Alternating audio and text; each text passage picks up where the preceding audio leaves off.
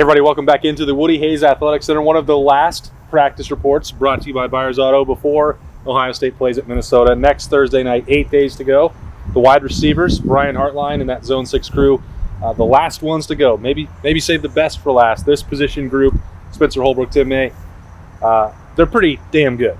Yeah. I got the sense from talking to Brian Hartline that he was trying to come up with ways to say that, that we're not there yet. We still have a lot of work to do. There's a lot to be done. They're all tacticians, but they have things they can improve on. I think there's an element of looking for things to critique with this unit because there really isn't much to critique there. They're just really talented. They're pretty damn fast. They're pretty damn quick. They run pretty damn good routes. This is, like I say, man, pinch yourself, if you're Ohio State fans, because this kind of group doesn't come around very often. Look around the country right now.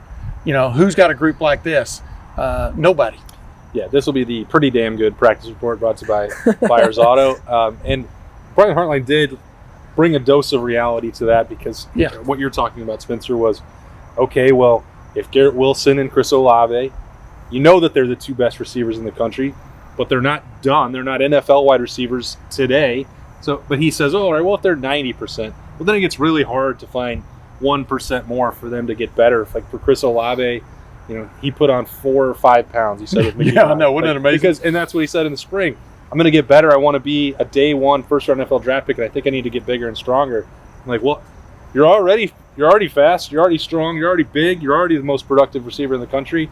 How did you find that out? Just say, we just figured we put on 5 pounds that I wouldn't get of muscle. We wouldn't give up any of that speed. So there's good luck. There's more to it than that, though. He's already extremely cagey. He plays his position about as basically as well as anybody in the country. I mean, I'm talking about the art of getting open. I mean, he could write a book on that. He doesn't give us very many secrets about it, but just his ability to create space on his own.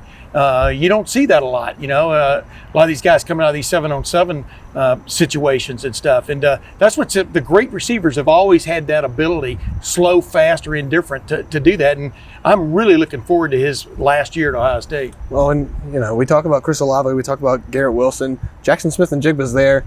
And I think a lot of people made the good point in this media session that Garrett Wilson was forced to go outside. They needed to get Jackson Smith-Njigba on the field. Ohio State found a spot for him in the slot. Garrett Wilson can play anywhere. Chris Olave can play anywhere. Jackson Smith-Njigba is everything you could possibly dream of as a slot receiver, and he's going to play there. And I think it's going to be really tough to defend that guy. I've called him my dark horse pick to lead the team in receptions, lead the team in receiving, because when you try to put so much attention on Garrett Wilson and Chris Olave, there's Jackson Smith-Njigba, who was also a 5-star. There's Julian Fleming, who was also a 5-star. Whoever lines up in the slot's going to have a real advantage over anybody. I think you're really right about that, Spencer. I think you make a great point, and I agree wholeheartedly because teams are going to have to scheme to stop Chris Olave and Garrett Wilson. I don't know how you're going to do that, but it's probably going to involve multiple guys. And if you want to play one-on-one against Jackson Smith-Njigba, that person is going to lose repeatedly. He is just as talented as those other two. Showed that right away in his first game. Oh, yeah. And working in the slot against guys who maybe are not a first or second cornerback or even a true defensive back. You put a linebacker in him, well, that's a touchdown. That play's over. I don't know how you're going to defend this passing attack. Well, here's the thing about it, too, is that as Brian Hartline alluded, all three of these guys can play probably, if you want to say 3 positions, they can put them anywhere they want to. That gives you so many options when you go into a game and you throw, let's say, those 3 guys out there, you're starting 3 wides, and you see how teams are playing. What have they schemed to take Chris Olave away? And then they wake up the next series, and Chris Olave's in the slot, and Jackson Smith-Njigba is out wide, or vice versa with Garrett Wilson. They can play games with people now just from a scheme standpoint, and that's what sets them apart. Because as I like to say a million times, some teams have a really great corner. Some teams have 2 really good corners, but hardly anybody has 3 really good corners to take away receivers of this caliber. So it's going to be interesting to watch how the Brian Day and his group go about things. And the play that I always keep coming back to is that play last year, the first drive of the game against Indiana, when Indiana thought they had the 2 outside wide receivers covered really well. And there they had Garrett Wilson on either a safety deep or a tight or a linebacker, whoever it was, got absolutely torched. and it wasn't even fair for 2 plays, and Garrett Wilson had a touchdown. It was 7-0. Yeah. And so when you look at those kind of things, and then you see that guy, Garrett Wilson, go back outside, and you bring another guy in that's just as talented, I think, in Jackson Smith and Jigba, it is not fair what this wide receiving group could do to the Big Ten, because nobody recruits like Ohio State does, and the guys at Ohio State struggle to cover these guys. Yeah, unless the wind's blowing real hard, it's really cold. But then you go past these 3 really good guys, and you have 5-star, number 1 wide receiver in the country, Julian Fleming, who has a healthy shoulder. Talked about wearing that brace last year, couldn't bring that left arm higher than this. That's kind of hard to play receiver. He's been dealing with that since he was in the 8th grade and was still basically unanimously considered the best wide receiver in the country. Then you have 5-star wide receiver, Emeka Egbuka. Then you have, I guess he was only a 4-star. Is that right, Spencer? Yes. Marvin Harrison Jr. How could that be? He's bloodlines weren't good enough. He's got some Hall of Fame genetics and had one of the best springs of anybody. I'm talking if you just watched him play once. How could that be? I guess they only want to give out a certain number of them. They can't just say that Ohio State's entire position room is 5-stars, but it's getting pretty damn close to that. This is the pretty damn practice report, by the way, so I'm going to throw it in there again. It's and obscene. then the double E. You got the double E. Yeah, Emeka Egbuka. Throw him in there. Another number 1 wide receiver recruit in the country, back-to-back years. Jaden Ballard. It's and by the way, another 4-star with Jaden Ballard. Yeah. So it's crazy what Ohio State can do with that. Now it's all reliant on C.J. Stroud continuing to maximize his ability with those 6 or 7 guys. But man, you listen to Garrett Wilson and Chris Olave talk about C.J. Stroud, effusive praise. But you know what stood out to me about Coach Brian Hartline was he didn't run away from the fact that, for example, when I asked him about Egbuka and especially Marvin Harrison Jr., he goes, "Yeah, you're not working. This isn't class 101 wide receiver. They're at a different level coming. They were at a different level coming in, which means you can do okay. You can take those guys even to a different level as the season goes. And he knows what he's got.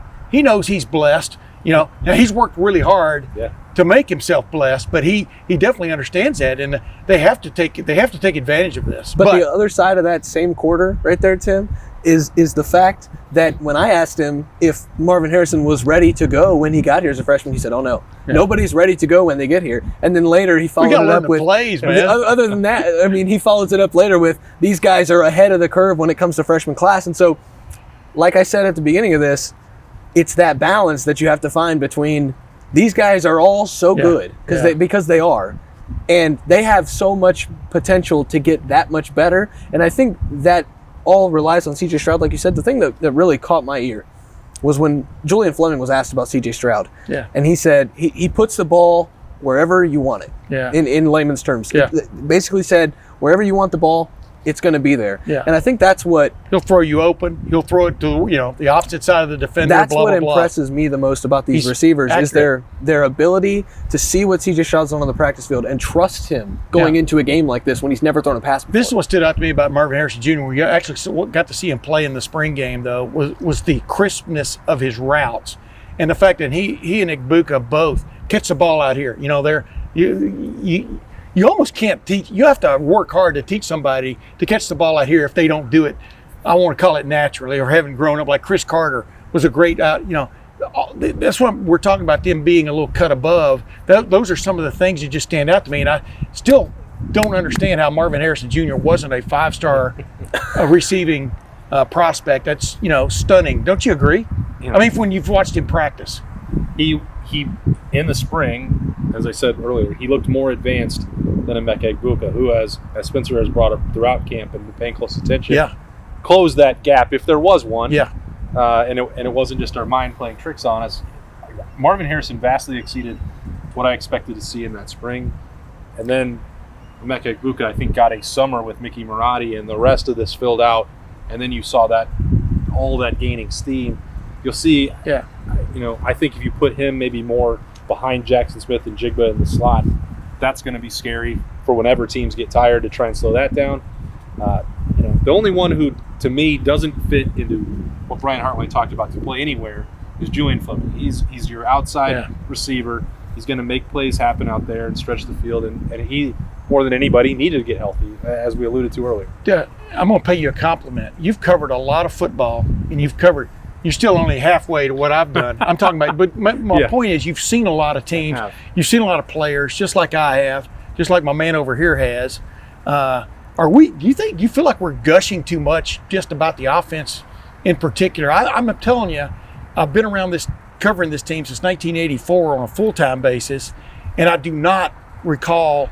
I recall really great offensive teams, but not to the depth that this team has. I mean, the mid-90s teams had some great players on them, but not to the depth of this. Do you think we're selling people a little too much on what's? I don't believe we are. I think if people catch passes and blockers block the way they're capable, this offense can take it off the charts. Well, I think all you have to do, from my perspective, to say that we're not overselling it, I don't believe we are, is look at what we've said about some of the other positions. Like linebacker has a bunch of 4 stars. But that's defense. I know, but I'm just putting it in perspective. Like if they're unproven and they're talking about potential, we call it an uncertainty. Yeah. We've done that on all of these practice reports.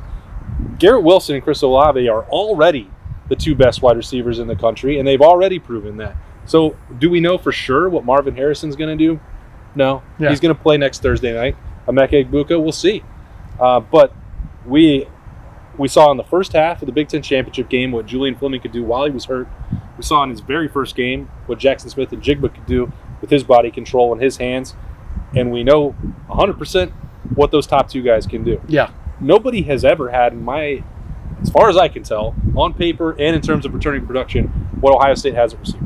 So now that it all does go back to C.J. Stroud, but this position, I don't think it's possible to oversell. Anecdote, I'm driving down to Texas way back last year to see my mom, who was dying, bless her heart. But the bottom line is I stopped for gas at a Love's truck stop north of Lufkin. I was getting gas, and there was a guy next to me getting gas and had Rockwall, Texas on the side of his car. And all I said was, Jackson Smith and Jigba. And this guy, without even looking up, says, great player, and kept pumping his gas. I mean, these guys have come in with repertoires and have added to them from I don't know, I just think this is going to be a special year if C.J. Stroud stays upright. And the thing about it is, these receivers, we can talk about them until we're blue in the face, but they can talk for themselves. Like, Chris Olave doesn't need anybody to talk about his accomplishments. He's accomplished just about everything you can short of a national championship. Garrett Wilson's the exact same way. Jackson Smith and Jigba has one of the greatest plays I've ever seen in my life in person. With the way he was acrobatic and catching a pass in the horseshoe last October. And there are 2 guys, I didn't even mention 2 guys who were the number 1 receivers in the country for their class. Yeah. And I didn't mention the Hall of Famer's son or the Ohio kid that gets overlooked every time we talk about these guys. And so you don't want to be hyperbolic because it puts a lot of outside pressure or whatever you want to call it. But at the same time, you can't just, if it barks like a dog and it wags the tail like a dog, you got to call it a dog. This team is damn good at wide receiver. And we're pretty damn excited for this season to actually start. And all these practice reports, once they start up again after next Thursday night, will be about games and getting ready for the next one. Minnesota prep will begin in earnest for us at Lettermen Row. We've got weekend kickoff starting next week. Lettermen Live, of course, will be rolling every week on Monday. A lot of surprises in store for that as the season goes on. Of course, we'll be in here every chance we get for all the press conferences and all the practice glimpses or walking off the field that we can handle. That's Tim May, Spencer Holbrook. I am Austin Ward. Stay tuned for full coverage at Lettermen Row of the Ohio State Buckeyes all year.